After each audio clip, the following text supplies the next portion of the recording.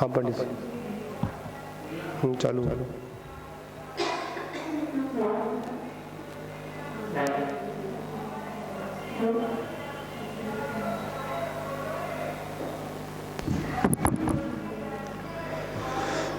सर्व सिद्धों को वंदन करके आचार्य भगवान कुंद देव के द्वारा प्रणीत यह समय सार परमागम की 13वीं गाथा की व्याख्या पिछले कुछ समय से यहाँ पर चल रही है।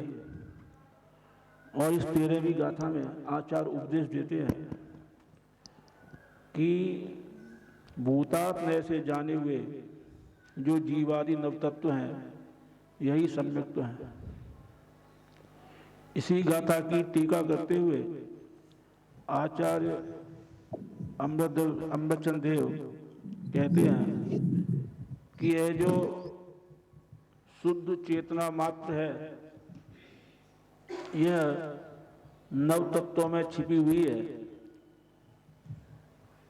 और उसी को दृढ़ करते हुए उन्होंने 8वें कलश में कहा कि नव तत्वों की तो बात ही क्या, जो इस चेतना को जानने के उपाय हैं, नए प्रमाण और निक्षेप, ये भी जब शुद्ध नय का आश्रय लिया जाता है तब ये भी क्या है, गौड़ हो जाते हैं, ये भी अभूतार्थ हो जाते हैं, असत्यार से लगते हैं।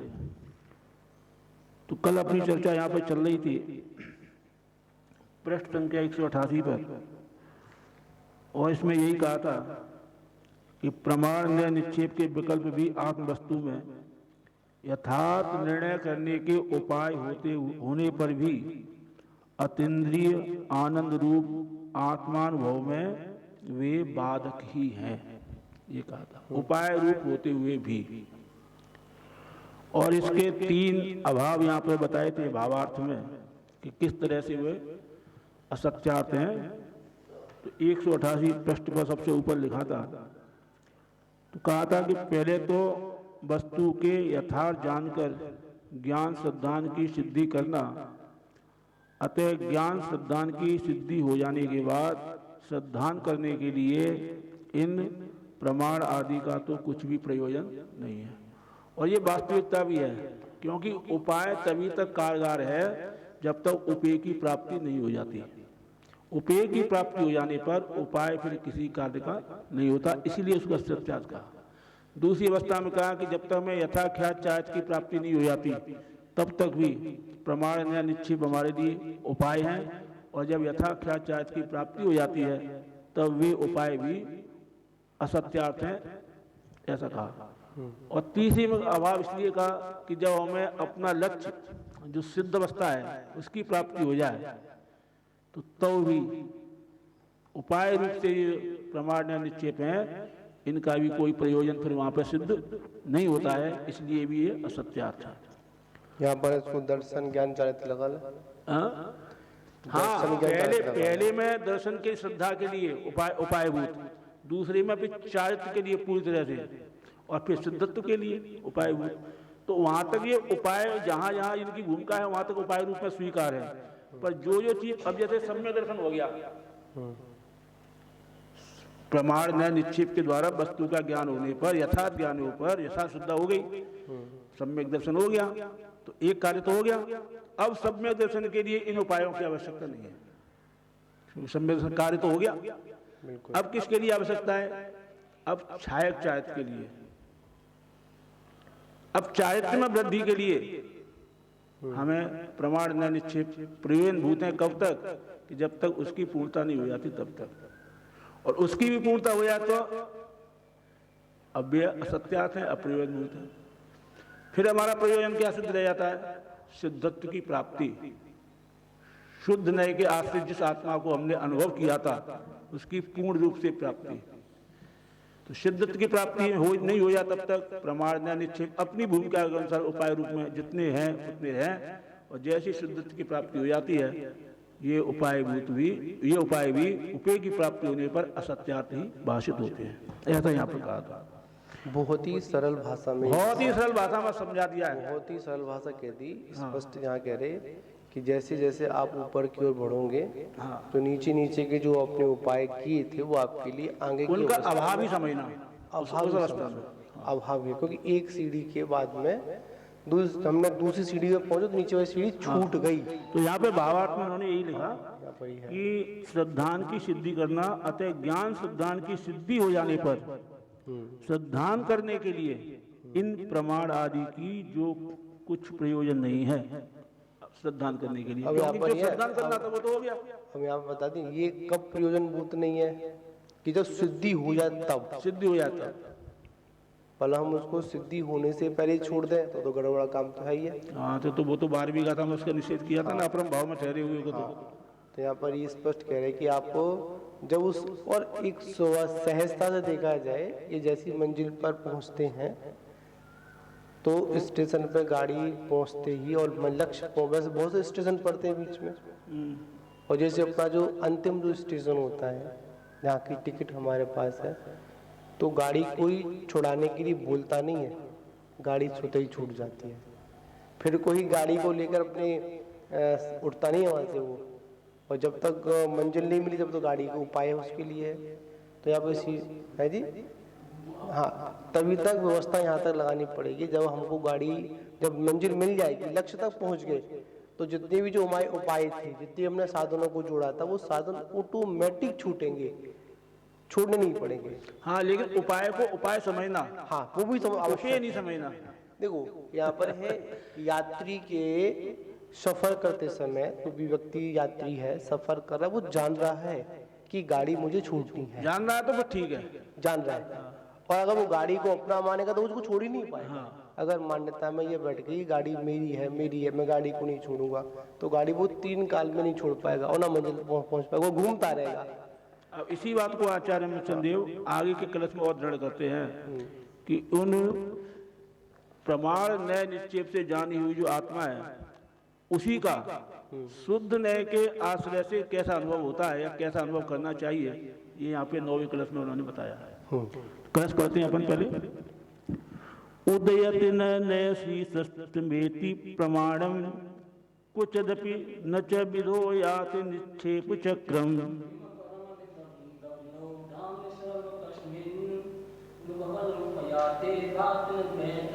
द्वैतमेव ऐसा लिखा।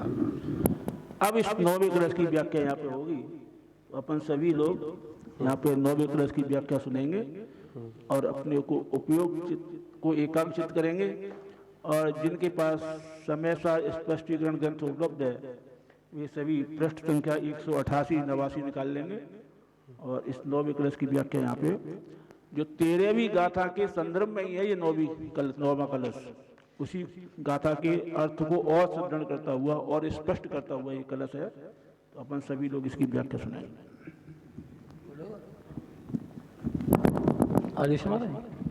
नय श्री नास्ति जो अपन उसमें आया था ना, उसमें अमृत कलश में दिया हुआ था नय श्री नास्ति, वही है, कलश तो वही है, नय श्री वो कलश वही है। हाँ वो टीका है, वो दूसरी उसकी टीका मेरे ख्याल में जगन्मोहन शास्त्री जी की है वो टीका, तो कलश से ही है। हाँ तो वो मुझे नय श्री नास्ति से याद आ गया, वो नय श्री वाला वो नया वाला यहाँ लगे नय श्री सम्मान सूचक शब्द नय श्री दिया विद्यानों में। अभी जो बात हो रही थी उपाय और उपेय की, तो उपाय 2 तरीके के हैं, एक तो वस्तुगत उपाय और एक वस्तु से बाहर का उपाय। जैसे दोनों के स्वरूप को देखें कि छत पर चढ़ना है तो एक तो सीढ़ी है उपाय के रूप में, और एक है टांगे। सीढ़ी छूट जाएगी, टांगे नहीं छूटेंगे। छत पर चढ़ने के बाद भी टांगे नहीं छूटेंगे, परंतु टांगों का चढ़ना बंद हो जाएगा। वो यहाँ नए प्रमाण निक्षेप के लिए इसलिए मैंने कहा कि नए प्रमाण निक्षेप ये श्रुत ज्ञान की ही पर्याय हैं। जब तक अनुभव नहीं होता तब तक ये उपाय रूप में है, वह ज्ञान, और अनुभव के काल में ये उपाय स्वरूप छूट जाता है, ज्ञान नहीं छूटता। जैसे टांगें नहीं छूटती, सीढ़ी छूटती है, लेकिन टांगों का चलना बंद हो जाता है, चढ़ना बंद हो जाता है। तो ये भी टांगों का चढ़ना जो बंद हुआ, इसका अर्थ ये है, ज्ञान के रूप में रखें तो ज्ञान में जो चढ़ने के काल में, माने वस्तु के निर्णय के काल में जो प्रमाण नए निक्षेपों की आवश्यकता थी, वे प्रमाण नए निक्षेप जो विकल्प रूप थे, वे अनुभव के काल में विकल्प छूटे, ज्ञान नहीं छूटा। ज्ञान तो नहीं छूटेगा। हाँ, जो उपाय रूप था वही उपेय हो गया। एक उदाहरण और मैं देता हूँ।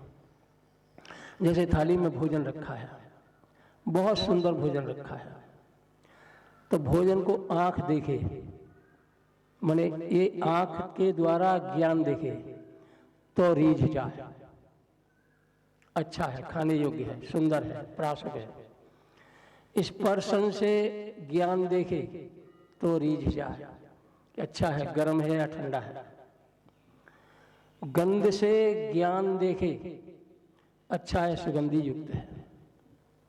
तो 3 इंद्रियों के ज्ञान ने उस भोजन को पास कर दिया। अब एक रहेगी चौथी इंद्री, उसे पास करना है, रसना इंद्री। अब वही भोजन रसना इंद्री के काल में के संपर्क में आया तो दो काम होंगे, या तो वो ज्ञान उचट जाएगा या रम जाएगा। क्या या तो ज्ञान उचट जाएगा या रम जाएगा। कि रमेगा कब, उचटेगा कब? यदि उस भोजन में, व्यंजन में जो मसाले आदि हैं सब अनुपात में अनुकूल होंगे तो ज्ञान जम जाएगा। और यदि एक भी मसाला कम या अधिक है तो ज्ञान उचट जाएगा। जब ज्ञान रम जाएगा तब 3 इंद्रियों ने जो निर्णय दिए थे कि सुंदर है, अच्छा है, गंध युक्त है, मीठा, इसका ठंडा है, गर्म है, ये विकल्प भी खत्म हो जाएंगे। और यदि ज्ञान उचट गया तो और सारे विकल्प खड़े हो जाएंगे। जो ज्ञान उसमें उसको ग्रहण करने के लिए गया था वो ज्ञान जो है उचट जाएगा। वही सुंदर भोजन यदि जरा भी नमक कम है या ज्यादा है तो उसे बुरा लगना लगेगा।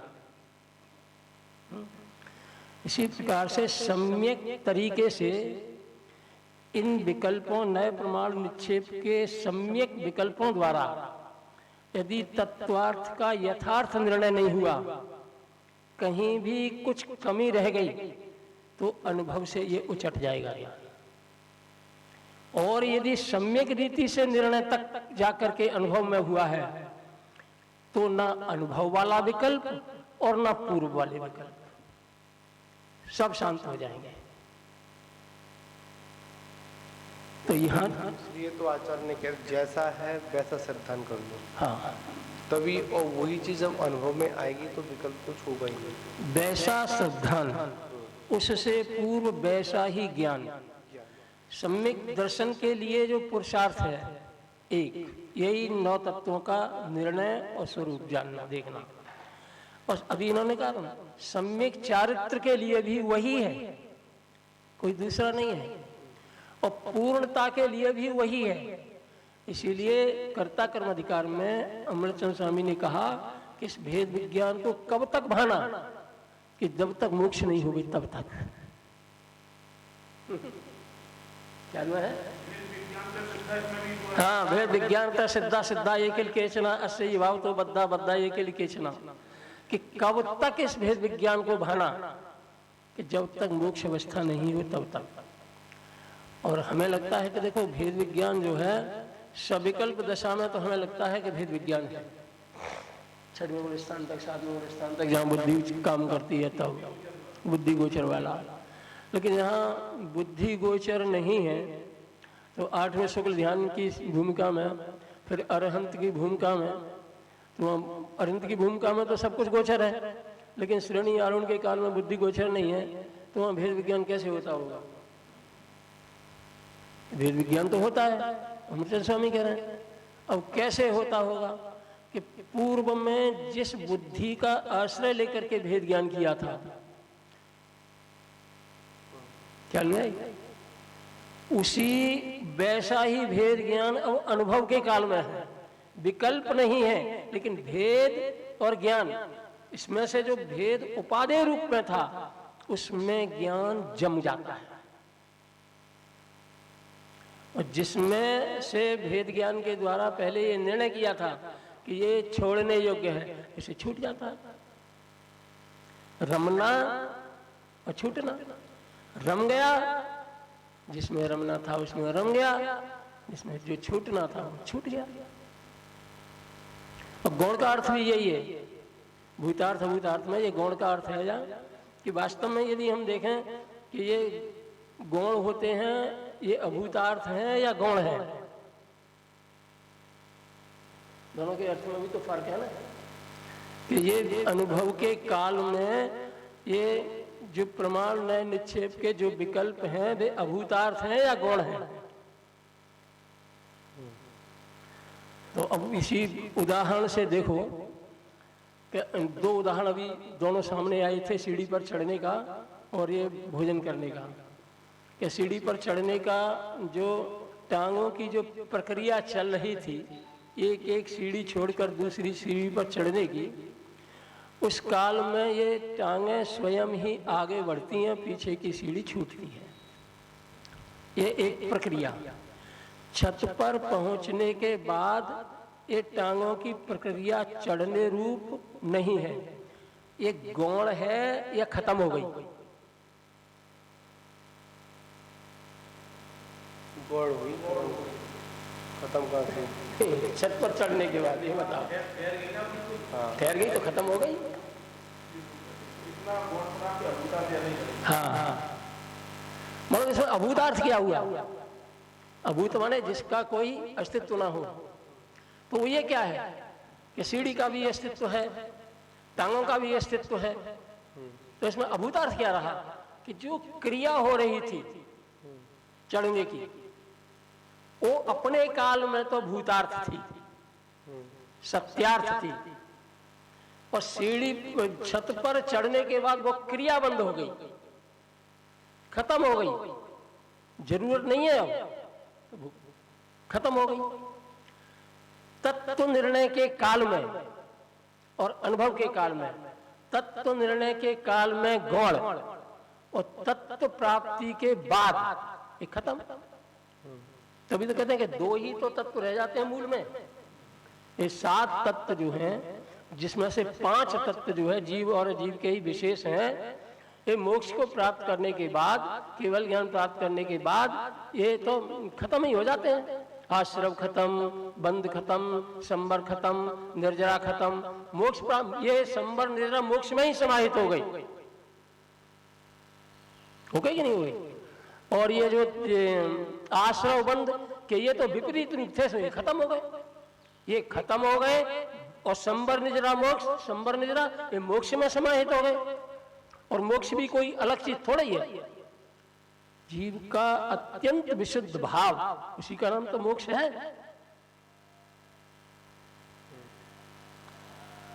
तो अर्थ इसका कहाँ अभूतार्थ है और कहाँ गौण करना है और कहाँ अभूतार्थ का, ये अर्थ भी हमारे ख्याल में रहना चाहिए।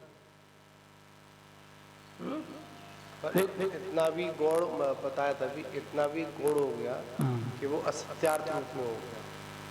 गौण के काल में, जब अभी कहा ना चिंतन के काल में वो भूतार्थ है।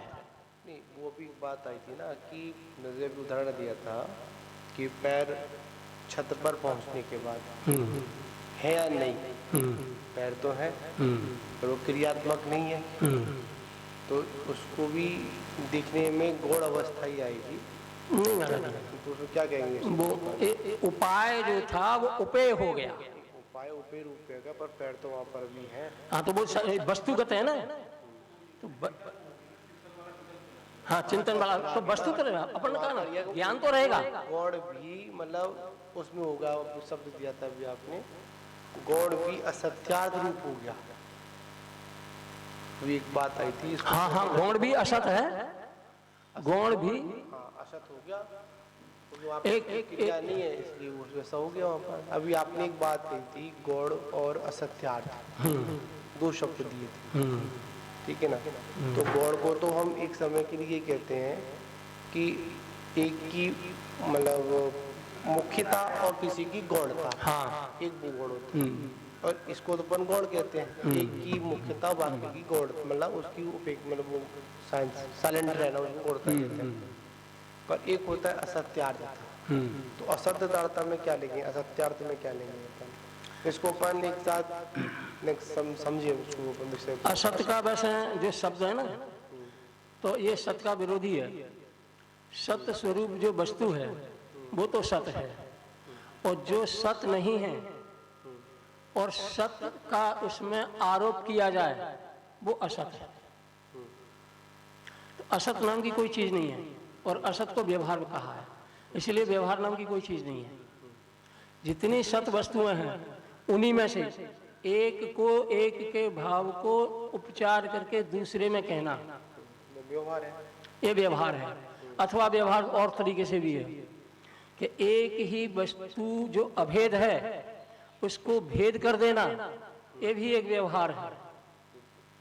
और भेदों को भी अभेद कर देना, ये भी एक व्यवहार है। वेदों को भी अभेद कर देना, कर दिया। जैसे ये 5 इंद्रियों वाला शरीर और आत्मा, ये भेद रूप है, और इसको जीव कहना मैंने सबको अभेद को भेद किया, ये असद्भूत व्यवहार है, असद्भूत उपचरित व्यवहार है। एक होता है असद्भूत अनुपचरित व्यवहार।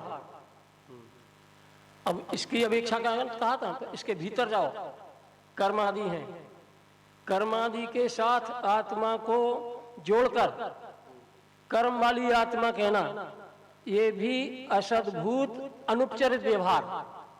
शरीर को जोड़कर कहना, ये भी असद्भूत अनुपचरित व्यवहार। उसकी अपेक्षा से जो बाहर के पर पदार्थ हैं, बाहर के जो चेतन पदार्थ हैं, उनकी अपेक्षा से शरीर और आत्मा के प्रदेशों की एक क्षेत्रता का ही है, इसलिए यहाँ असद्भूत और अनुपचरित व्यवहार भी लागू हो। लेकिन परवस्तुओं के साथ मकान है, धन है, स्त्री पुत्र आदि हैं, ये मेरे हैं, मैं इनका हूं, ये जो व्यवहार है ये असद्भूत उपचरित व्यवहार। तो असद्भूत उपचरित व्यवहार और असद्भूत अनुपचरित व्यवहार, असद्भूत ये दोनों दो द्रव्यों में लागू होता है, भिन्न द्रव्यों में लागू होता है। सद्भूत व्यवहार एक ही द्रव्य में लागू होता है, जहाँ जिसकी सत्ता है। जैसे आत्मा में ज्ञान दर्शन चारित्र, आत्मा में होने वाला राग द्वेष आदि, ये सद्भूत ये असद्भूत, इसमें एक उपचरित एक इसमें अनुपचरित, ये ख्याल में रखना चाहिए। क्योंकि न्याय शास्त्र का जो विषय है ना, बड़ा ही जटिल तो है, जटिल भी है, और अगर समझ में अगर आ जाए तो सबको समझ में भी आ जाए। हाँ, फिर उससे ज्यादा सरल कोई नहीं है। हाँ, न्याय शास्त्र, और आज के हमारे बीच में न्याय शास्त्री जो न्यायाचार्य हैं उनका अभाव है, इसलिए आज द्रव्यानुयोग हमको एक कठिन और स्वच्छंदता की ओर भी लेके चला जाता है।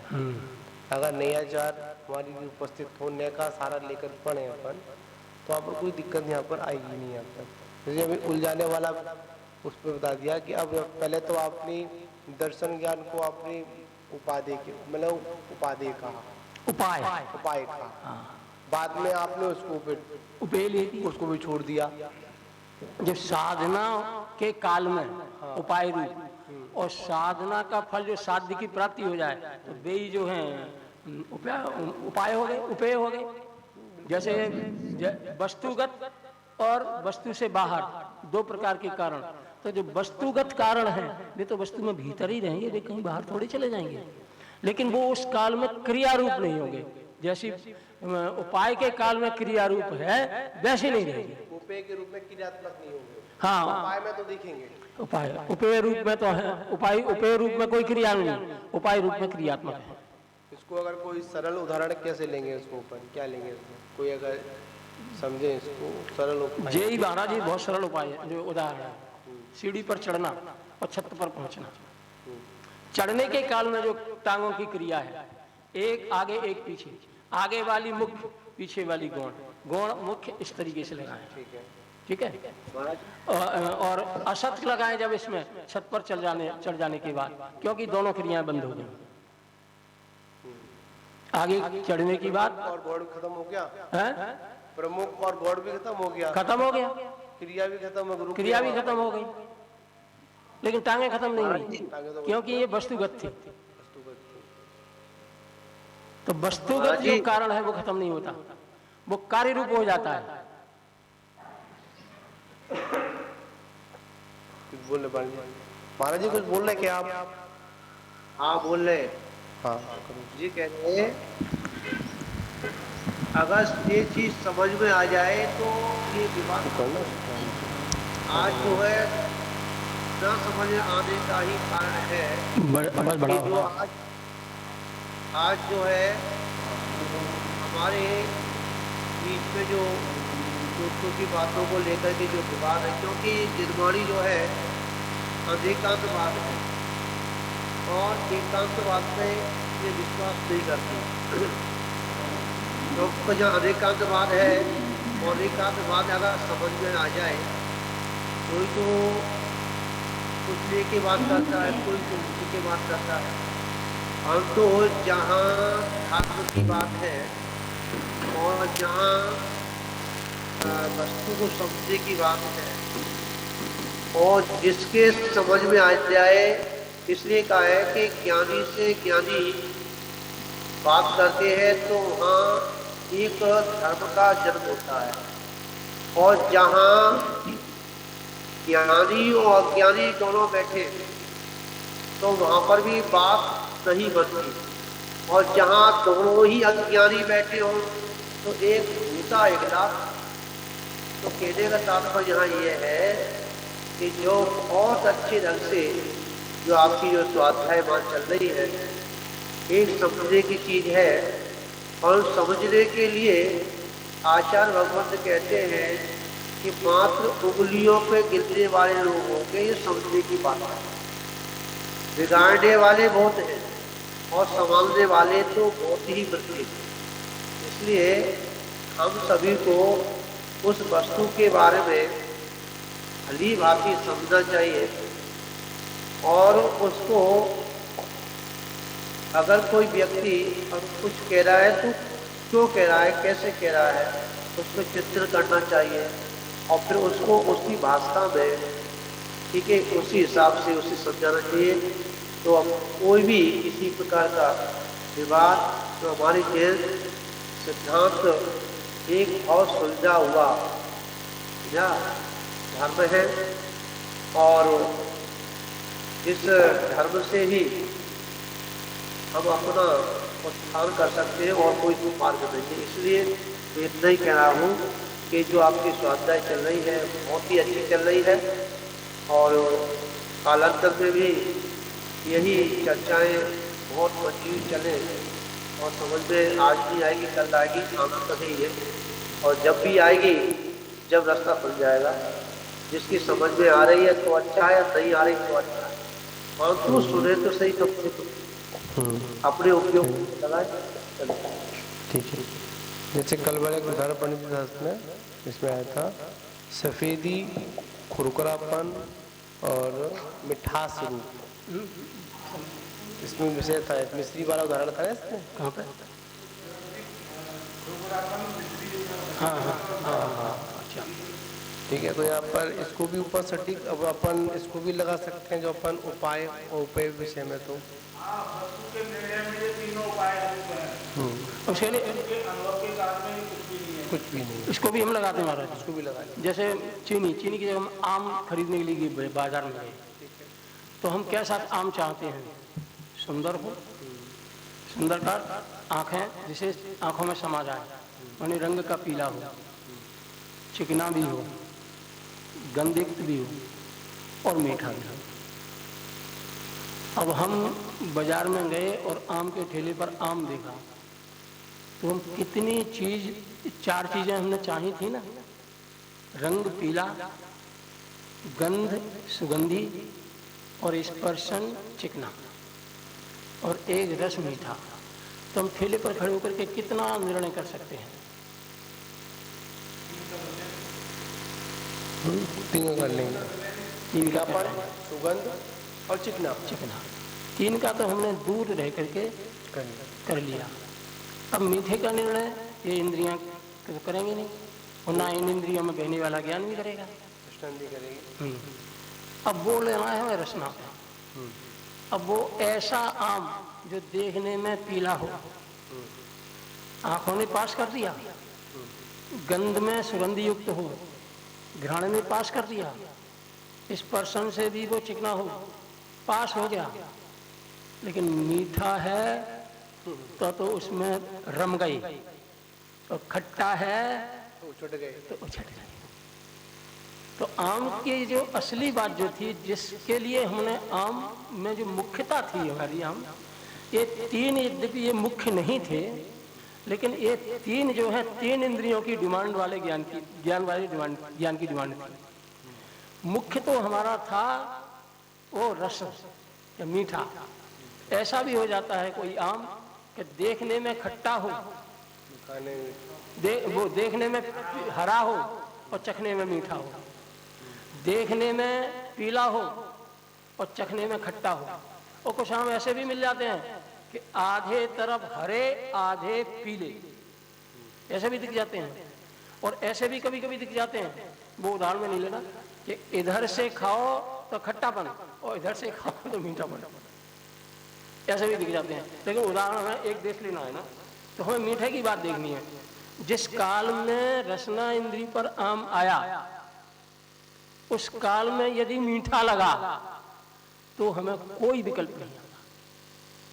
उसमें भी उपयोग तो रसना इंद्री की हो, उपयोग उसमें रम गया ना। यदि अभीष्ट में उपयोग रम जाए तो कोई विकल्प खड़ा नहीं होता।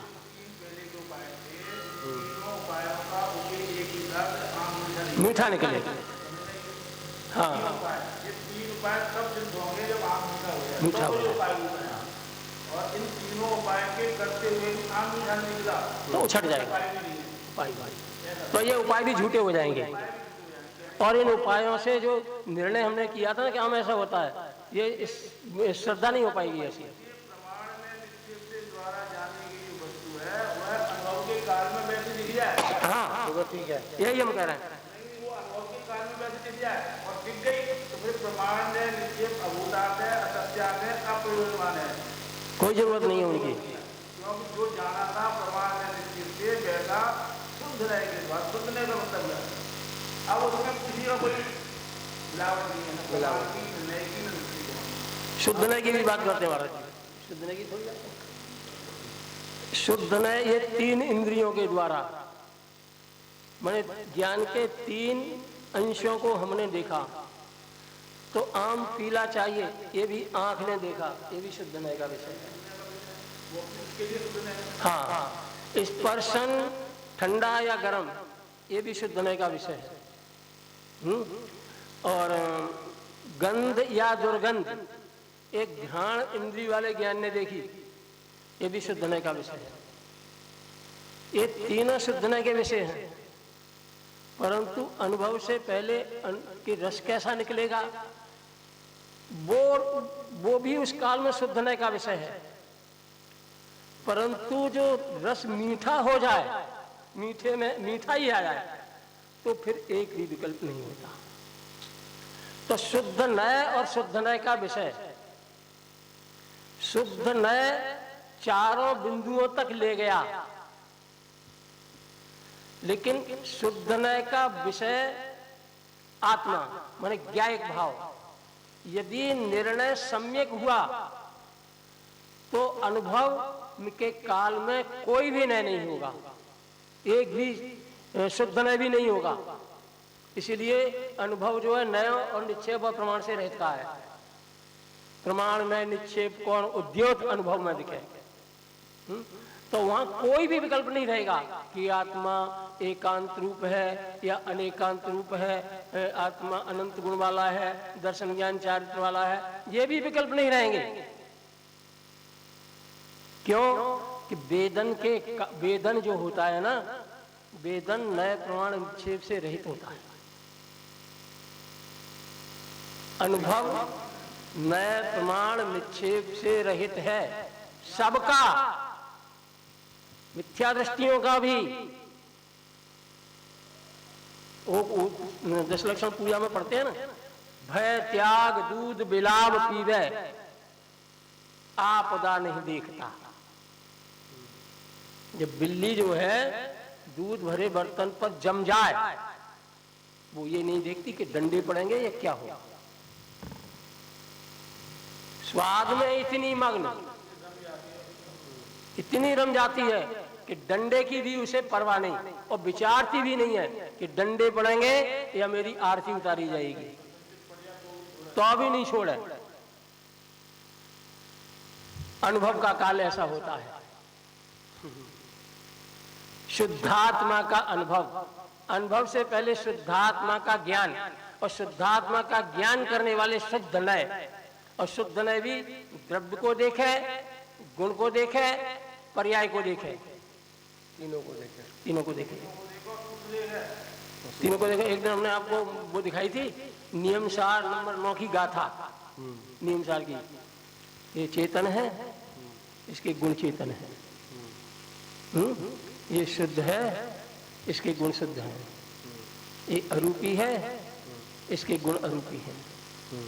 ऐसा ही पर्याय को देखना, ऐसा ही समझना।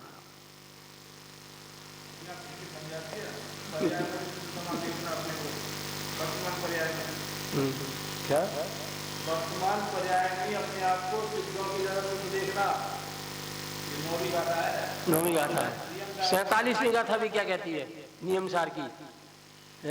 सिद्ध जैसे जीव त्यों भवलीन संसारी वही, गुण 8 से वे हैं अलंकृत, जन्म मृत्यु जरा नहीं। ऐसा श्रद्धांत तो करना पड़ेगा है? शुद्ध का श्रद्धांत तो करना पड़ेगा। नहीं, अब ये जब हम इस गाथा को पढ़ते हैं तो कोई अर्थ ऐसा कह लेता है कि देखो सिद्ध भगवान तो सिद्ध भगवान शुद्ध हैं और जन्म मरण से रहित हैं और 8 गुणों से युक्त हैं, और वहाँ स्पष्ट लिखा है ऐसे ही संसारी जीव। तब किसी विद्वान ने, मैं नाम नहीं लेता, किसी ने अर्थ किया इसका कि हम ऐसे हो जाएंगे, है नहीं, ढिलाई आ गई।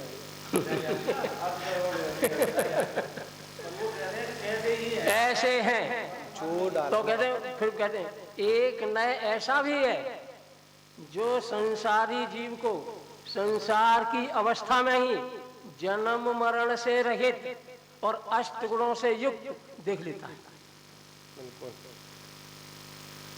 जब तक हम ऐसा जानेंगे नहीं तो ऐसा बनेंगे कहाँ? नहीं कैसे? और जहाँ पर ये कह दिया ऐसा उन जैसे हो जाएंगे, तो शुरुआत में ही बन नहीं आएगा, श्रद्धा ही नहीं बनेगी। श्रद्धा ही नहीं बनेगी। श्रद्धा तभी बनेगी जब हमको कोई कहे कि कार्य अब एक विषय होता है कि कार्य हो जाएगा, होगा तब हो जाएगा, कोई दिक्कत नहीं। ये बड़े विद्वान ने अर्थ किया था महाराज जी। हाँ, मैं बैठा था उस समय, मैं तब इतना जानता भी नहीं था, मैं उनके ही अर्थ में संतुष्ट हो गया उस काल में। लेकिन जब मैंने उसको गहराई से देखा तो मुझे लगा कि वो अर्थ जो उन्होंने किया था वो ठीक नहीं था गाथा के अनुसार, क्योंकि गाथा कहती है कि इसी अवस्था में संसारी जीव भी अपने को, माने मैं अपने को एक नए के द्वारा, एक नए ऐसा भी है जो मुझे वर्तमान में ही मेरी पर्याय में जन्म मरण से रहित स्वरूप दिखाए, 8 गुणों से अलंकृत ये शुद्धात्मा का स्वरूप दिखाए, ऐसा भी एक नए है। जब तक वो नए नहीं होगा तब तक उस नए से ज्ञान नहीं होगा, और अनुभव के काल में वैसा ही अनुभव होता है। इसलिए वैसा ही अनुभव होगा। इसीलिए कहते हैं कि परोक्ष और प्रत्यक्ष का अंतर तो हो सकता है, नए तो परोक्ष होता है लेकिन अनुभव परोक्ष नहीं होता। नए तो आनंद तो आता है, हाँ हाँ, अब वो कितनी मात्रा में आ रहा है वो तुम्हारा विषय है। नए तो परोक्ष भी हो जाता है और नए परोक्ष ही होता है, परोक्ष ही होता है। प्रमाण नए निक्षेप परोक्ष ही है, लेकिन परोक्ष ज्ञान भी सम्यक ज्ञान का एक भेद है। लेकिन अनुभव जो है वो परोक्ष नहीं होता, प्रत्यक्ष ही होता है। इसीलिए चाहे वो छद्मस्त का हो चाहे केवल ज्ञानी का हो, अनुभव काल में जो अनुभव है वो अनुभव प्रत्यक्ष ही है। उसमें इंद्रियों का या कर्म का, क्षयोपशम का, निमित्तों का, उसमें कोई भी मेल मिलाप नहीं है। और ये लिखते हैं ना यहाँ पर जब हाँ जी आगे आएगी बात, इसी में जैसे आत्मानुभव चौथे गुण स्थान में ही होता है। ये आगे 191 पन्ने पर है, प्रश्न के रूप में है कि आत्मानुभव चौथे गुण स्थान में होता है, ऐसे कथन पंडितों के हैं। इसीलिए दिगंबर जैन समाज का एक वर्ग ऐसा नहीं मानता, वह सप्तम गुण स्थान से ही आत्मानुभूति मनुष्य शुद्धोपयोग मानता है, क्योंकि चौथे गुण स्थान में शुद्धोपयोग है। ऐसा कथन आचार्यों का नहीं है। तब ये प्रश्नकार ने पूछा क्या आपके ज्ञान में ऐसा कोई कथन आचार्यों का भी है कि शुद्धोपयोग चौथे गुण स्थान में भी होता है? तो उन्होंने ये दिए हैं समाधान। इसको पढ़ ले थोड़ा सा, है प्रश्न उठा तो पढ़ ले उसको। हाँ हाँ समाधान भी पढ़ ले, जो आया तो पढ़ भी नहीं है, पढ़ लें। हाँ पढ़ो। देखो प्रश्न है तो उसको समाधान करना पड़ेगा ना। प्रश्न है 191 पे, हालांकि ये प्रश्न इस पर हमें भी चर्चा आई नहीं है, लेकिन 191 में कि हाँ है। इसी गाथा 13वीं की तात्पर्य टीका, उसमें जो बोल्ड वो लिखा है, जो अनुभूति प्रतीति या शुद्धात्मोपलब्धि है वही निश्चय सम्यक तो है। जो अनुभूति प्रतीति या शुद्धात्मोपलब्धि है वही शुद्धोपयोग, वही निश्चय सम्यक है। और आत्मख्याति टीका में इसी में आया है, अनुभूति है सो आत्मख्याति ही है और जो आत्मख्याति है सो सम्यक दर्शन ही है।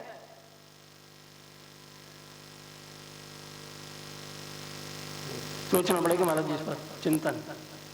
जो अनुभूति है सो आत्मख्याति ही है और जो आत्मख्याति है सो सम्यक दर्शन ही है। सम्यक दर्शन तो चौथे गुण स्थान से होता है, इसीलिए आत्मानुभूति भी चौथे गुण स्थान से ही समझना।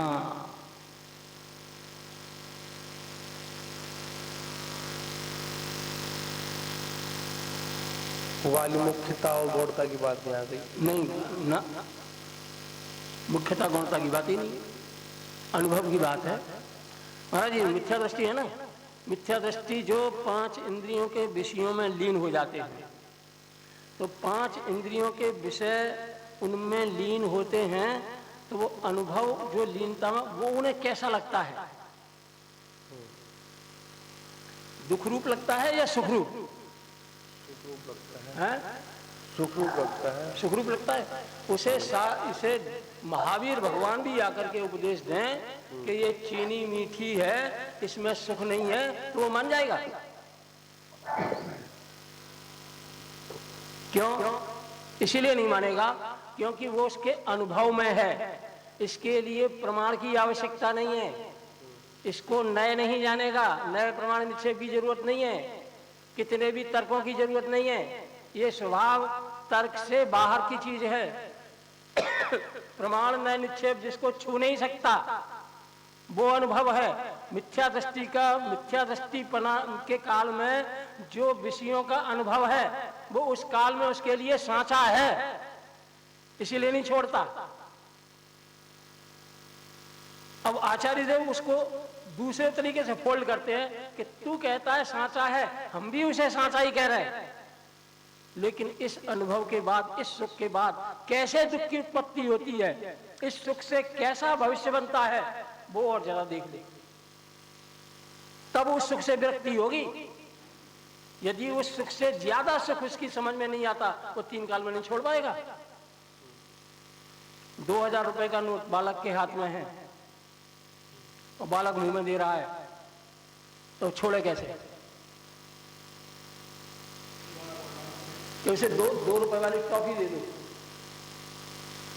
2 रुपए की टॉफी, उसका मूल्य उसके लिए 2000 रुपए से ज्यादा है। ऐसे ही मिथ्या दृष्टि का जो अनुभव है, वीतराग रूप जो अनुभव है, उससे ज्यादा कीमत का है मिथ्या दृष्टि के लिए। इसलिए वो नहीं छोड़ता। वो कहता है कि तुम देखो, तुम कैसे कह देते हो कि चीनी मीठी नहीं है, इसमें विषय में सुख स्वाद कैसे नहीं है, इनमें आनंद कैसे नहीं है, तो तुम्हें 100 तरफ दे करके तुम्हारे मुंह बंद कर देगा। पवन जी क्या पूछ रहे हैं आप? अनम्यूट करो।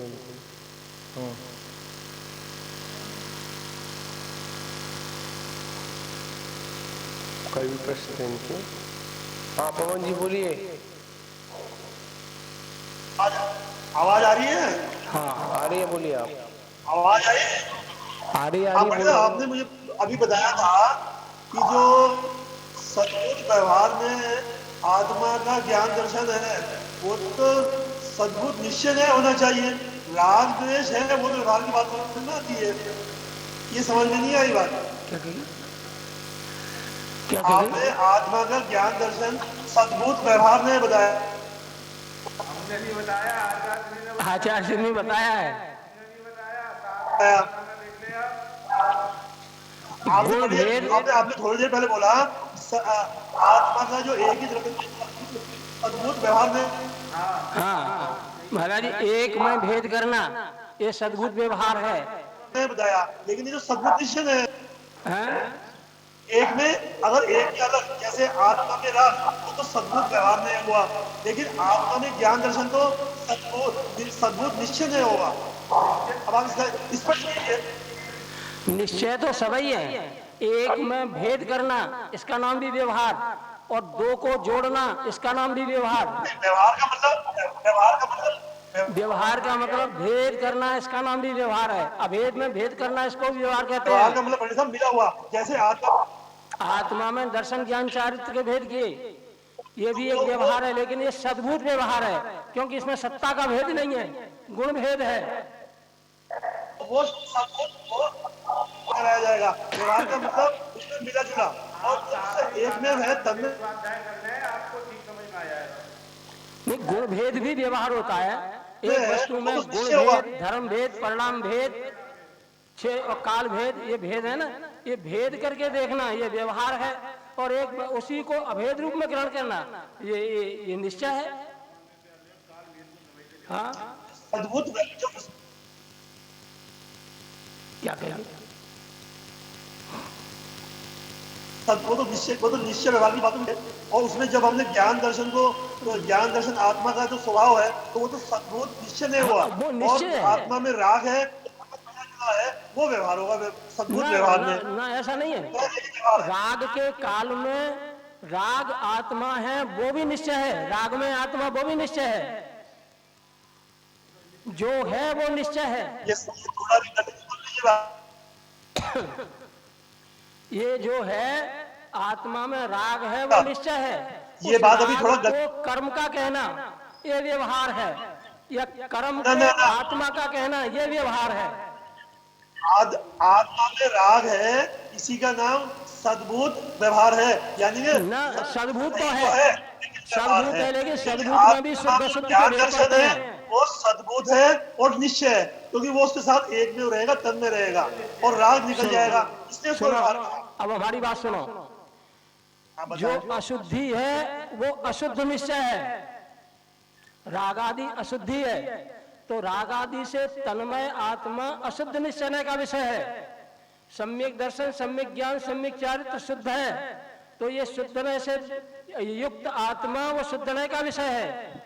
और ये सम्यक दर्शन ज्ञान चारित्र की को भेद अभेद रूप से ग्रहण करके अनुभूति में चले जाए, तो वो अनुभूति है, उसमें कोई नए नहीं है, लेकिन जो है सो तो है।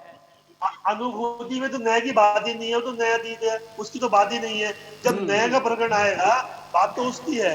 अब असद्भुत व्यवहार में, जो असद्भुत व्यवहार में होगा, जैसे हम कहें दो मेल बेमेल चीज हो गई, उसका नाम असद्भुत व्यवहार में है।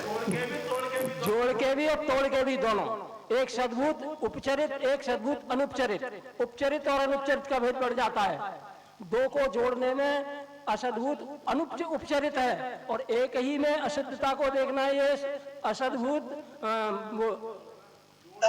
सद्भुत उपचरित, सद्भुत उपचरित।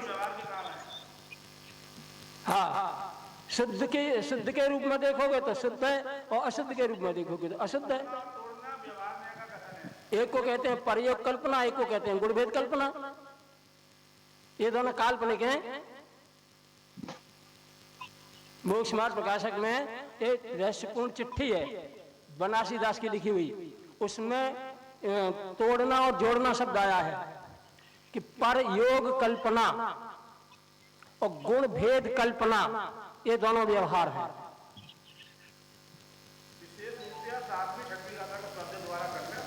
समझ में आ जाएगी। दूसरे ग्रंथ में जाने की जरूरत नहीं है, इसी ग्रंथ में 7वीं गाथा का स्वाध्याय कर लें। और उसमें 14 तरीके से 6वीं गाथा में ज्ञायक भाव किस रूप में है और 7वीं गाथा में ज्ञायक किस रूप में है, इसके 14 जो अंतर दिखाए हैं। पवन जी पढ़ लेंगे आप अपने आप समझ में आ जाएगा, कहीं कोई ज्यादा जरूरत नहीं है इधर उधर जाने की। 7वीं गाथा का विषय आप पढ़ लें, इसी ग्रंथ में दोबारा समझ में आ जाएगा। इसमें एक बात है पंडित जी, पेज नंबर 92 निकाल लेंगे, 92 पे 192 निकालेंगे। इसमें जो भी अब बात आई थी अपनी कि आत्मानुभूति आत्मख्याति है, जो आत्मख्याति है वही सम्य दर्शन है। सम्य दर्शन तो चौथे गुण स्थान में प्रारंभ होता है। 151 गाथा पे चल रहा था, पेज नंबर चल रहा था। इसलिए आत्मानुभूति भी चौथे गुण स्थान में ही समझना चाहिए। अब इसमें अनेक बातों को करते हुए प्रवचन सार की गाथा के अंतर्गत, हाँ 80वीं गाथा में, 86वीं गाथा में कह रहे हैं, हाँ उसमें कह रहे हैं शुद्धोपयोग भावे मोहादि विनाशनो ना भवति। मतलब कह रहे हैं कि शुद्धोपयोग के अभाव में दर्पण मोह का विनाश नहीं होता है ना। इसके बाद में इसमें स्पष्ट कर दिया आचार्य ने, इसमें दिया हुआ है युक्त कथन से स्पष्ट ही है कि आचार्य कि यहाँ आचार्य जिनसेन स्वामी ने शुद्ध उपयोग से ही दर्शन मोह का नाश बतलाकर स्पष्ट कर दिया कि शुद्ध उपयोग का प्रारंभ चौथे गुण स्थान से ही होता है। अब यहाँ पर प्रारंभ के, अब यहाँ पर विषय है कि जो अपनी दो दर्शन, जो मोहिनी कर्म के दो विषय बता दिए, एक चारित्र मोहिनी और दर्शन मोहिनी, ठीक है ना। अब जो सम्यक दर्शन होगा वो दर्शन मोहिनी कर्म के 6 से होगा, चाहे वो उपसम रूप में हो, चाहे वो 6 उपसम में हो, चाहे 6 में हो। 6 उपसम में होता है, 6 उपसम होता है या 6 होता है, ठीक है 6 होता है। तो वो किस में होगा, वो अपने जब तक शुद्ध उपयोग नहीं होगा। इसमें भी बड़ी समझने वाली बात है, इसमें हम लोग उलझ जाते हैं कभी बस शुद्ध उपयोग शब्द सुनते ही ऐसे हम लोग ऐसे हो जाता है, अरे ये क्या बोल दिया, चौथे बजे बोल दिया।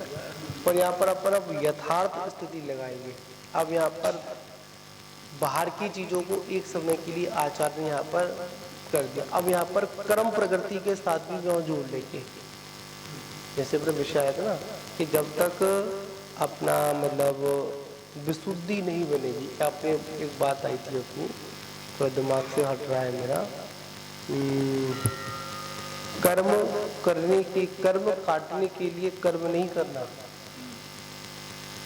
कर्म करने के लिए कर्म नहीं करना, वो नहीं, उसमें था आत्मबल, आत्मबल की बात आई थी। जब आत्मा में विशुद्धि होती है तो अपने आप उन कर्मों का उपशम या क्षय होता है, करना नहीं पड़ता। जब हमारी विशुद्धि तो हो रहा है और हम उसको निकालें, उसको, और आत्मा के अंदर विशुद्धि नहीं बने, शुद्ध उपयोग नहीं बने, तो उन कर्म प्रकृतियों का उपशम या क्षय नहीं होगा भी नहीं। तो यहाँ पर महत्वता कह दी कि अगर आपको और वास्तविकता में कहा जाए कि सम्यक दर्शन तब है उन 7 कर्म प्रकृतियों का उपशम या क्षय हो जाए। हाँ नहीं, यहाँ पर एक बात समझने वाली है, सामान्य बात है कि जब भी सम्यक दर्शन होगा तो मात्र भगवान की पूजा करने से, मानते हैं व्यवहार में अपन लोग व्यवहार में कह देते हैं, वास्तविकता में सम्यक दर्शन की भूमिका तब है कि जब आप उन कर्म प्रकृतियों का उपशम क्षयोपशम क्षय करें, जब तक आप सम्यक दृष्टि नहीं है। तो यहाँ पर आचार्य यहाँ पर कैरेनोवी का था, हमें स्पष्ट कर दिया कि शुद्ध उपयोग से ही दर्शन मोह का क्षय होता है, मतलब का नाश बतलाकर स्पष्ट कर दिया कि जब तक आपके अंदर वो शुद्ध उपयोग नहीं है, वो प्रारंभ कब होता है? चौथे गुण स्थान में होता है। ठीक है ना? तो यहाँ पर इस बात को अपन को तूल नहीं लेना है, यहाँ पर समझने वाली बात स्पष्ट कर रहे हैं यहाँ पर कि जब भी उन दर्शन मोह का नाश होगा तो शुभ उपयोग अशुभ उपयोग से नहीं होगा, शुद्ध उपयोग से ही होगा। तो वो भैया बिल्कुल उससे पहले नहीं होगा। ये तो हम कह रहे हैं। हाँ, तो उन्होंने उत्थानिका लिखी है टीका से, गाथा से पहले गाथा के उत्थानिका लिखी है कि अब मैं कह रहा हूँ सवाल के सुनना। हाँ, तो यहाँ पर ये वाली जो बात है ना शुद्ध उपयोग, अब यहाँ पर प्रारंभ होगा। अब यहाँ पर एक शब्द और जो जोड़ने वाला है, प्रारंभ होगा, पूर्ण नहीं होगा। शुद्ध उपयोग इस स्थान से प्रारंभ होगा, अभी पूर्ण नहीं हुआ। ठीक है, अब उसका सुंदर लो। हाँ, जो आ गया ना, जिसमें भावार्थ में अपन चल रहे थे ऊपर, उपाय और रुपये के रूप। हाँ जी, हाँ जी। अब आया वहाँ देख लो, वहाँ से इसकी मिला लो। हाँ जी, चलिए। तो वहाँ पे कहनी है पूर्ण होगा, हाँ। मतलब प्रारंभ होगा, पूर्ण नहीं होगा। ठीक है। ठीक है, तो जिस कार्य के लिए उसकी आवश्यकता थी, यानी सम्यक दर्शन के लिए, वहाँ वो कार्य हो जाएगा। वहाँ उसके लिए उसकी पूरा है, उसके लिए वहाँ वो पूरा है। हाँ। अब आगे जब वो चारित्र की पूर्णता करनी है तो वहाँ जो शुद्धोपयोग होगा वो वैसा नहीं होगा। हाँ, वैसा तो नहीं वहाँ नहीं होगा होगा। जो वहाँ था। अब जो शुद्धोपयोग होगा, जिसके हम मुख्यता में कहते हैं वो 7वें स्थान से होता है, वो अब होगा। वो अब होगा, जो अब होगा, जो ये था, कोई दिक्कत नहीं है। बिल्कुल। उससे चारित्र की पूर्णता होगी। और फिर जो 13वें स्थान में भी शुद्धोपयोग लगाए अपन, तो वहाँ जो सिद्धत्व के लिए होगा, तो हम हैं तो तीनों शुद्धोपयोग की अवस्था, पर तीनों की प्राप्ति, प्रारंभता और उनकी उपलब्धि अलग अलग है। जैसे पूरे हैं, अपने अपने कार्य के लिए वो पूरे हैं। बिल्कुल बिल्कुल। जैसे एक बात यहाँ लगाना, उदाहरण लगा लें, जैसे एग्जाम होते हैं, क्योंकि अपन देखो एक बात दूसरे समझ लें कि प्रथमोपम संयुक्त के लिए भी कर्ण लब्धि होती है और चारित्र की पूर्णता के लिए भी कर्ण लब्धि होती है। और कर्ण लब्धि का काल शुद्धोपयोग का काल है, शुभोपयोग का काल कर्ण लब्धि का नहीं है। वो कर्ण लब्धि में जैसे परिणाम होते हैं, तो प्रथम जो कर्ण लब्धि हुई है सम्यक्त के लिए, वो शुद्धोपयोग सम्यक्त के लिए है। और ये चारित्र के लिए कर्ण लब्धि हुई है 7वें 8वें स्थान श्रेणी में, चारित्र के लिए शुक्ल ध्यान दें, तो वो चारित्र के लिए है। तो बहुत ज्यादा अपने शास्त्रीय शब्दों में नहीं पढ़ा, मैं सीधा समझ को भी समझ में आएगा कि पहले जो अनादि मिथ्या दृष्टि जीव है, 4 लब्धियां तो अरबी के भी हो जाती हैं, वहां तक तो कोई ज्यादा तीरंदाजी है नहीं हमारे यहाँ, न तो जवाब पुरस्कार और जवाब तीरंदाजी, वो तो अरबी की भी हो जाती है। अब मंद कसार परिणाम हो गए, स्वर्ग में भी चला गया, तो कोई दिक्कत नहीं है, चला जाता है, आ जाता, आता रहता है, घूमता रहता है। पर जिसे सम्यक तो होना है तो वो कर्ण लब्धि में जाएगा। कर्ण लब्धि का मतलब ही यही है, वो शुद्ध परिणाम, ऐसे परिणामों की प्राप्ति जो कि अभी तक प्राप्त नहीं हुए, अपूर्व करण, पहले कभी नहीं हुए ऐसे परिणाम, ऐसे परिणामों की प्राप्ति हो जाना, अब नहीं क्षय हो जाना, फिर अपूर्वकरण और फिर अनवक्तीकरण हो जाए। तो अनवक्तीकरण के अंतिम समय में शुद्धोपयोग है ना, लगातार चल रहा है, अधिकरण से चल रहा है शुद्धोपयोग। तो अनवक्तीकरण के अंतिम समय में जब सम्यक मिथ्या प्रकृति टूट जाएगी और उसके खंड खंड हो जाएंगे, तब वो वहाँ जैसी उसकी योग्यता होगी 3 प्रकृति में बढ़ जाती है। कभी कभी क्या होता है, सम्यक हो जाता है। हम लोग क्या करते हैं, जो अपूर्व कर्ण नाम की जो कर्ण लब्धि के जो भेद हुए, हम ज्यादा श्रेणी में मानते हैं, उसको सीढ़ी में लगा देते हैं। हाँ, कभी कभी जो सेम नाम अपूर्वकरण और अनवर्तीकरण गुणस्थान के नाम है ना, तो हम क्या करते हैं उनको वहां पर फिट करते हैं तो बाधा वहां हो जाती है।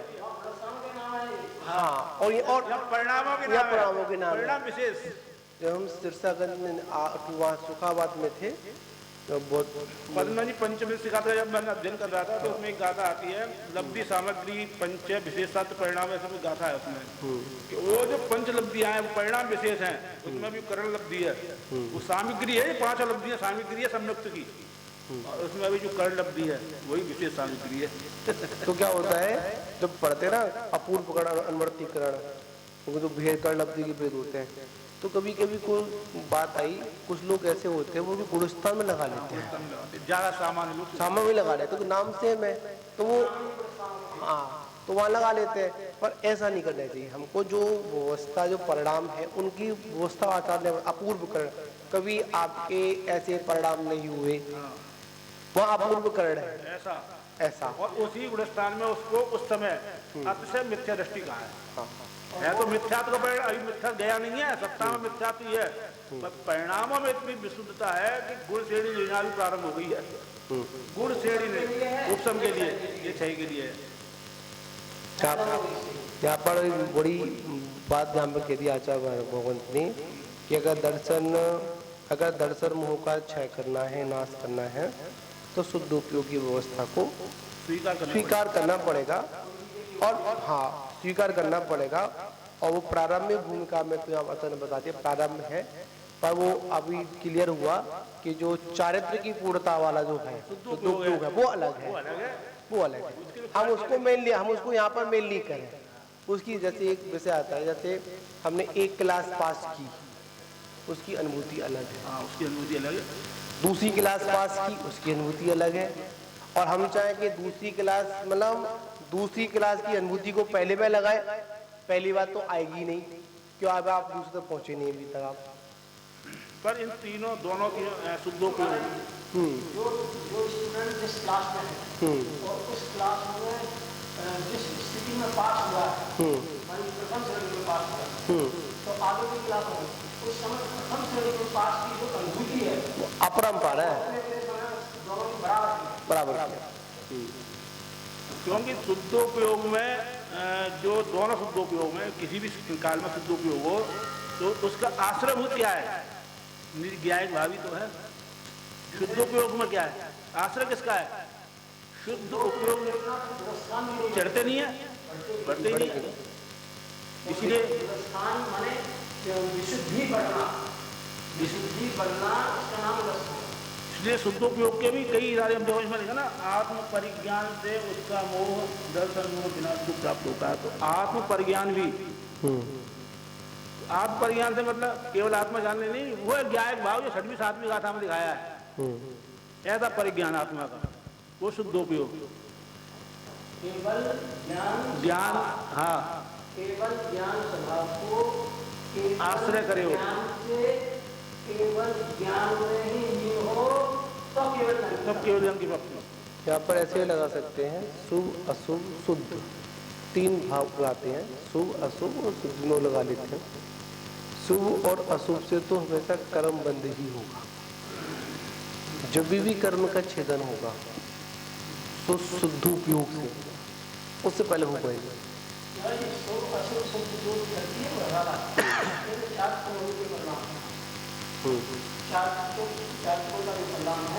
उसके जो विशेष हैं वे शुभ अशुभ अशुद्ध, और ज्ञान के जो शुभोपयोग शुभोपयोग अशुभोपयोग ये अलग है। और इन तीनों कारणों में, तीनों अशुभोपयोगों में एक शुद्धोपयोग स्वभाव शुद्धोपयोग है, स्वभाव शुद्धोपयोग की बात है, कारण परमात्मा से, वो 6वीं 7वीं गाथा में जो दिखाया उसका आश्रय। यहाँ पर हर चीज को क्या होता है, चाहे वो चारित्र के लिए करे और चाहे वो श्रद्धा के लिए करे, आश्रय क्या है कि शब्दों के चयन में आचार्यों ने गलती नहीं की, पर हम लोगों ने उस अर्थ को समझने में गलती की है। कुछ अपनी विद्वता जताने के लिए भी अपने शब्दों का प्रयोग किया जो आम आदमी की समझ में नहीं आते। तो स्पष्ट बात है, ये स्पष्ट बात है। हाँ नमस्ते महाराज जी। हाँ, जो बहुत साधारण सी चीज थी उसे अपने शब्दों में डाल दिया, हाँ जी, कठिन बना दिया। हाँ सुनेंगे। हम्म, जो 16 श्रृंगार कुंवारी कन्या को कर दिए जाएं तो कैसी लगेगी? यह विधवा है और विधवा के 16 श्रृंगार कर दिया तो कैसी लगेगी? हंसी के पात्र, है? हंसी का पात्र बनेगी। हाँ, हंसी का पात्र बनेगी। इसलिए मांगते हैं उस कन्या के अंदर मां बनने की योग्यता है, ठीक है, परंतु अभी उस 16 श्रृंगार नहीं कर सकती, अभी बिछिया नहीं दबा सकती। समझ आया?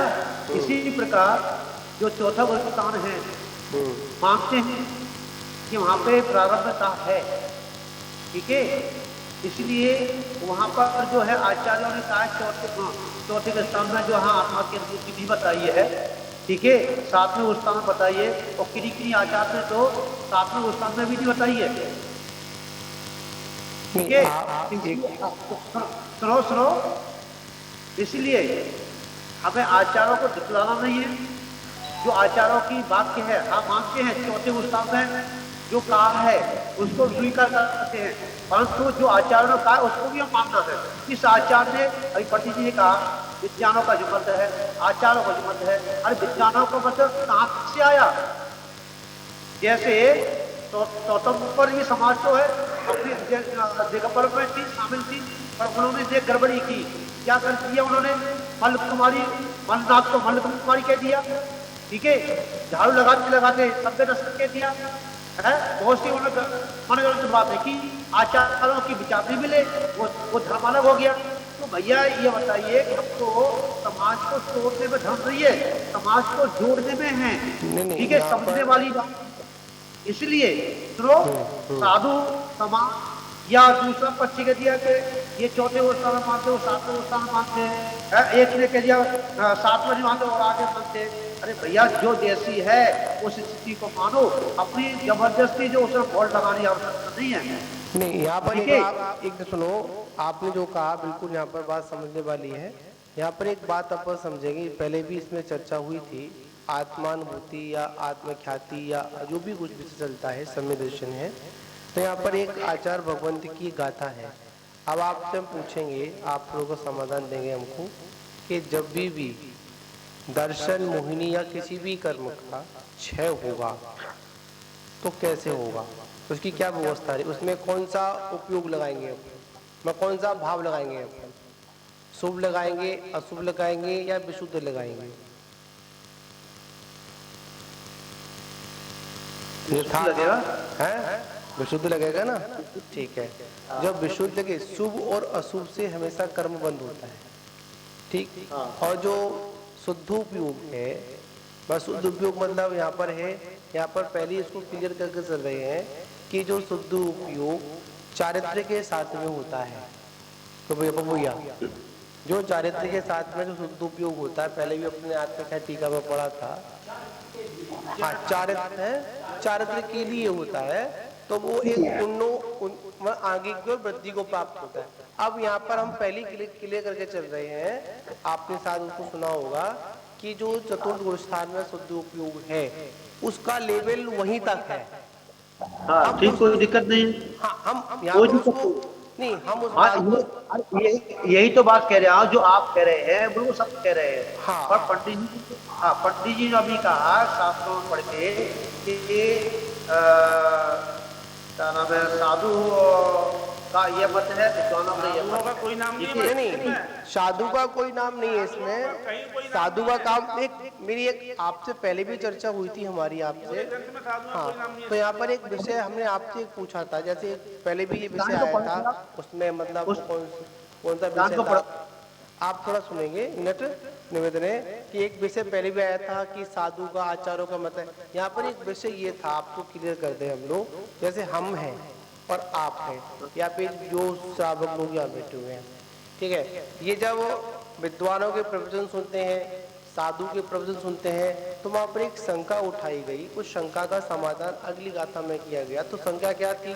शंका मतलब एक प्रश्न ये था कि गुण स्थान, अब यहाँ पर पंडित और साधु को एक साइड से पर रख देंगे, अपन एक प्रश्न पे आएंगे प्रश्न बनता है कि आप ये बताइए कि जो सम्य दर्शन मतलब आत्मानुभूति जो होगी या जो शुद्धोपयोग होगा उसकी व्यवस्था क्या होगी, यहाँ पर ये समझेंगे अपन। अब आपसे पूछेंगे सम्य दर्शन कौन सी अवस्था में होगा। सम्य आप कोई से लगा लेंगे तो आचार्य यहाँ पर कह रहे हैं जब तक दर्शन मोहिनी कर्म का उपशम या क्षय नहीं होगा, जब तक सम्य दर्शन होगा ही नहीं। वो कैसे होना है? वो कैसे, वो बताइए वो कैसे होगा, क्षय और उपशम कैसे होगा दर्शन होने का? बस यहाँ पर ये बताइए कि वो कब होगा उपशम, और मतलब उपशम कब होगा, उपशम के लिए क्या करना पड़ेगा हम लोगों के लिए, क्या व्यवस्था भी होगा है? विशुद्धि भी होगी। उत्तरो जो है वहां पर कौन सा मतलब शुभ अशुभ या शुद्ध? शुद्ध होगा ना। तो यहाँ पर इसी बात को, अब यहाँ पर एक बात यहाँ पर आ गई, एक बात यहाँ पर कहना चाह रहे हैं। अब यहाँ पर शुद्ध है तो मतलब शुद्ध है तो उसको शुद्धता के रूप में उसको श्रद्धान करेगा नहीं करेगा? दिक्कत क्या, कुछ नहीं।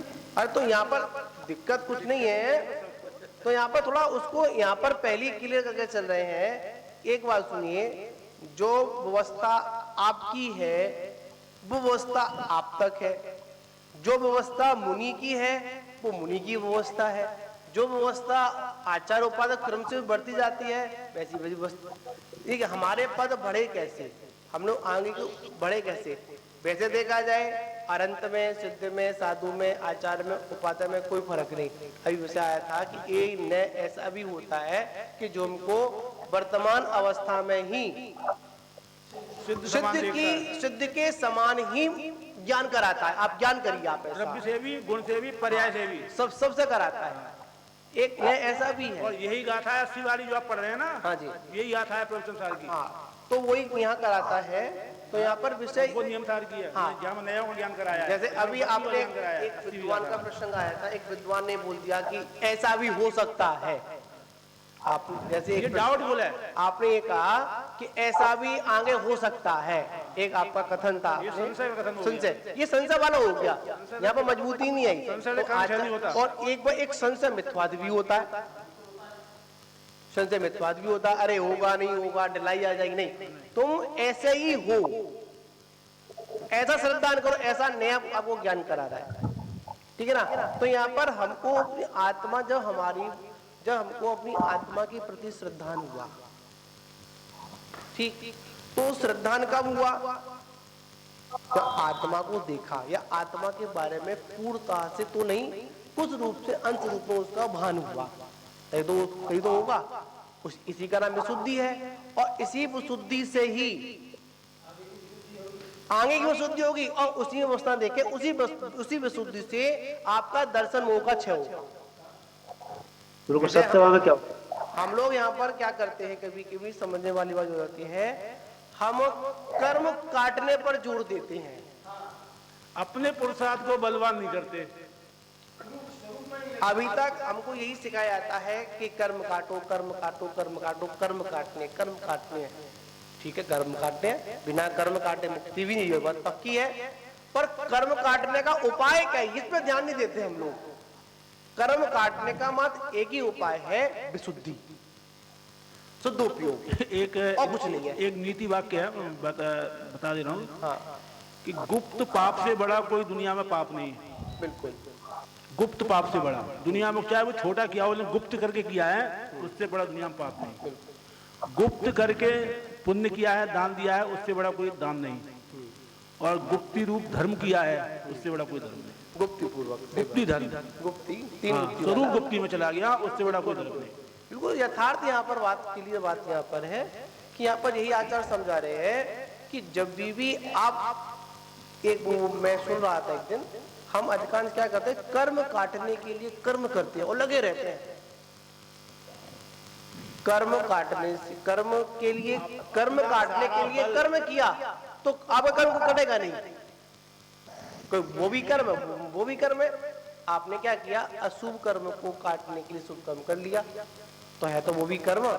अगर आप वास्तविकता आत्मख्याति चाहते हैं, मोक्ष का मार्ग चाहते हैं, अपने कर्मों को सर्वथा क्षय करना चाहते हैं, तो आचार्य कहते हैं कर्म काटने के लिए कर्म ना करें, हम उस अवस्था को प्राप्त करने के लिए सहजता लेकर आए, उसका ज्ञान करें वो कैसे होगा, वो कैसे होगी? वो कैसे होगी? वो तो ऐसे होगी जब हमारे अंदर शुद्धि होगी, शुद्ध उपयोग होगा। हाँ बिल्कुल बिल्कुल। और वही अर्जुन जब मुनि बढ़ गए और सारे कहलाए तो उन्होंने कोई ज्ञान नहीं उठाया। इस स्वरूप में जाना ये भी एक आत्मज्ञान है। यहाँ पर अभी तक बहुत बड़ी एक मान्यता थी, तो यहाँ पर इस बात को अगर हम अभी भी इस मान्यता के अनुसार, इस आचार्य के वाक्य के अनुसार, गाथा के अनुसार अगर हम लोग अपनी मान्यता को नहीं बदल पाए तो फिर आचार्यों की कथनी तो हमारे लिए क्या? तो यहाँ पर आचार्य ने स्पष्ट कह दिया, गाथा में भी कोट दिख लेते हैं अपन, मैं संस्कृत में लिखा था, दर्शन शुद्धोपयोग भावे मोह आदि विनाशनो ना भवति। स्पष्ट यहाँ कह दिया, जब भी आपके दर्शन मोह का क्षय होगा तो शुद्ध उपयोग से ही होगा। और प्रारंभ कहाँ से होगा? वहीं से होगा पहली।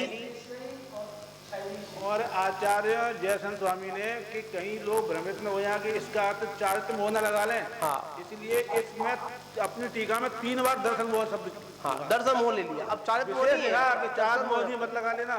क्योंकि अधिकांश अब जो महाराज जी कह रहे हैं ना कि साधुओं मुनियों की बात आती है, अब चलो मुझे कहना नहीं चाहिए पर मैं कह दे रहा हूँ कि साधु जो शुद्धोपयोग मानते हैं वो चारित्र मोहनी का विशेष है, हाँ उसको क्षय करने के लिए मैंने बताया भी था।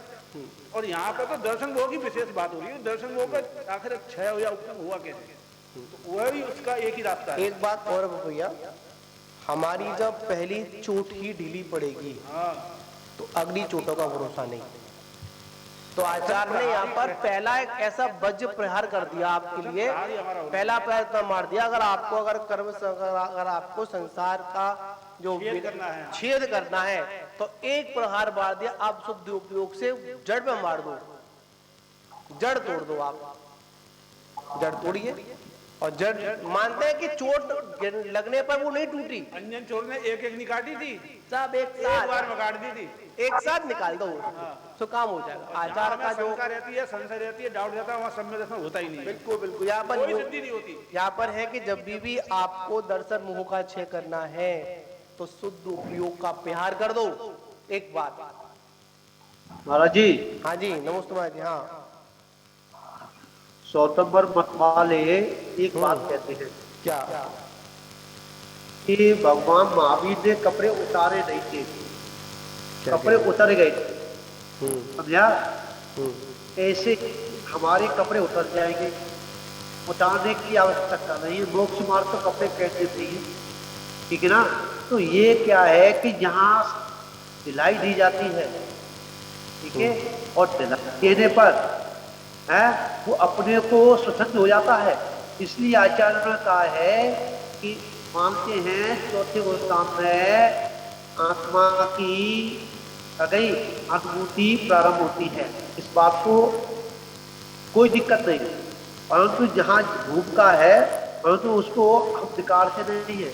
यहाँ तो ये बात है कि हम लड़की को कन्या कहते हैं तो कन्या ही कहेंगे, क्योंकि नाम से पकड़ा जाएगा, ठीक है? शुद्ध लड़की है वो कन्या है, ठीक है? और उसकी अगर शादी हो गई है, ठीक है, तो ब्याता है। अगर उसका पति मर गया है, ठीक है, तो वह विधवा है। एक ही तो स्त्री है, एक स्त्री को फिर अपने एक ही से क्यों कहे कन्या कन्या समझेगा, क्यों नहीं कहती? जब तक वो कन्या का वहां पे अस्तित्व है, ठीक है ना? जब तक उसको भी हो रही है, क्या नाम है, अशुद्धि भी नहीं हो रही है, जब तक वो कन्या है। अशुद्धि को होने पर एक बात, ठीक है ना? एक बात कहेंगे आपसे हम, सुनो, अशुद्धि को होने पर वो कन्या बिल्कुल सही कहा है, हाँ, इसलिए उसको बड़े योग्य हो जाना चाहिए। हम काल दोष कोई सुनो, एक बात हम यहाँ से कहेंगे, आप थोड़ा समझेंगे आपको, आपकी बात बिल्कुल सही है। एक बात कहेंगे तो आचार्य ने उसको कह तो दिया, अव्रत समदृष्टि कह तो दिया, उसको अवस्था उसको दे तो दी, बस इतने काफी है। तो यहाँ पर कह तो दिया। यहाँ पर एक सुनिए, हर बात जब जहाँ पर प्रवक्ता के रूप में कह तो दिया उसको अव्रत समदृष्टि, क्या दिक्कत उसमें आ रही है? हमको दे तो दिया उसको अव्रत समदृष्टि। मतलब मानते हैं कि आपको सम्यक दर्शन होगा तो आप ये ना समझे कि आपने बहुत बड़ा पाठ कर लिया। आप मात्र अभी आपने सम्य दर्शन कर लिया है तो आप ये ना समझ बैठना कि आपने आप मोक्ष के अधिकारी हो गए। हाँ ठीक है, आपकी प्रारंभिक व्यवस्था हो चुकी, पर अभी आगे की पढ़ाइयाँ और चालू हैं, वो भी पढ़िए आप। महाराज जी, हाँ अरे महाराज जी, हाँ जी, महाराज जी, हाँ जी, अभी जो बच्ची है कन्या है, याद रखना, उसको 12 साल तक सुरक्षा से रखना है। तो रख तो रहे हैं ना, क्या दिक्कत है? 12 साल तक सुरक्षा रखना है, और 12 साल की जो उसकी सुरक्षा पूरी हो जाएगी है तो उसमें मोहर लगेगी। जो लड़की स्वयं समझदार होती है वो अपनी सुरक्षा भी स्वयं अगर माँ करती से है। वो जो समझदार अगर नहीं उसकी वो कन्या जो है बिल्कुल साफ सुथरी रही तो सती है, और उसमें कमी आ गई तो वो कन्या, अब उसको कहने के मतलब नहीं, ठीक है। ऐसा है, कहने का इस विषय में मतलब हम लोग, एक विषय मैंने कल पढ़ा था, मैंने उसमें हमें कोई दिक्कत नहीं है, महाराज जी, आचार्यों लोग महाराज जी, जो आप उदाहरण दे रहे हैं कन्या का, वो किस सिद्धांत को साधने के लिए दे रहे हैं? है। कौन सा सिद्धांत हम इससे ये- सदेगा? सिद्धांत हम ये- कैसे हम ये सदेगा? हम इसका एप्लीकेशन सिद्धांत में कैसे करें, ये बताओ। ऐसा है, हम इसलिए कह रहे हैं, कन्या को उदाहरण इसलिए दे रहे हैं, तो चौथा गोस्थान है, ठीक है। चौथा गोस्थान जो है विशुद्धि से ही, आत्मा की विशुद्धि से ही, ठीक है, वहां सम्य दर्शन प्राप्त होता है। विशुद्धि का ठीक अर्थ है। बताइए आप। विशुद्धि का मतलब ये है आत्मा की विशुद्धि। आत्मा की विशुद्धि, यही ठीक तो है। पूछ रहे हैं। आत्मा की तो विशुद्धि है, लेकिन इस विशुद्धि का अर्थ क्या है? अर्थ ये है कि आत्मा की अनुभूति, रूप आत्मा का की अनुभूति हुई ना। दो तरीके की आत्मा विशुद्धि है महाराज जी, दो तरीके की विशुद्धि है। एक तो कषाय का अभाव, ये भी विशुद्धि है, और एक कषाय की मंदता, इसे भी लोग विशुद्धि कहते हैं।